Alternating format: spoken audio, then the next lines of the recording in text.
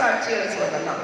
எத்தனையோ மரணப்படுக்கை, எத்தனையோ வியாதி, எத்தனையோ பலவீனத்திலிருந்து தேவன் விடுதலை கொடுத்து இந்த நாளை ஜீவனுள்ள சாட்சிகளாய் நம்மை வைத்திருக்கிறார். அல்லேலூயா.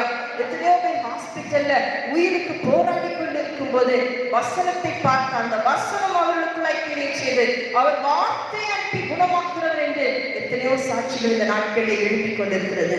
கொரோனா நேரத்துல எத்தனையோ பேர் பலவீனப்பட்டு மரண படுக்கையிலே மரணத்துக்குள்ளாய் போய்கொண்டே இருந்தாங்க. நல்லா இருக்கிறவங்க சொல்லுவாங்க, பக்கத்துல இருக்கிறவங்களை தூக்கிட்டு போனாங்க, என் உயிரே போயிடுச்சு, அதுவே எனக்கு பயம் வந்து பிரஷர் ஏறி நானும் மரண தருவாய் கூட போயிட்டேன். ஆனா கர்த்தர் வார்த்தையை அனுப்பி குணமாக்கினான். ஒரு சகோதரர் ரொம்ப பலவீனப்பட்டிருந்தாங்க. போன் கால் பண்ணி எனக்காக செவிங்க, எனக்கு 2% கூட உயிர் இருக்கான்னு தெரியல, நான் ரொம்ப உயிருக்கு போராடிட்டு இருக்கேன்னு சொன்னாங்க. ஜெபித்த போது அவர் அடுத்த சாட்சி சொன்னாங்க, இந்த வசனங்களை உயிர்ப்பித்தது கர்த்தருடைய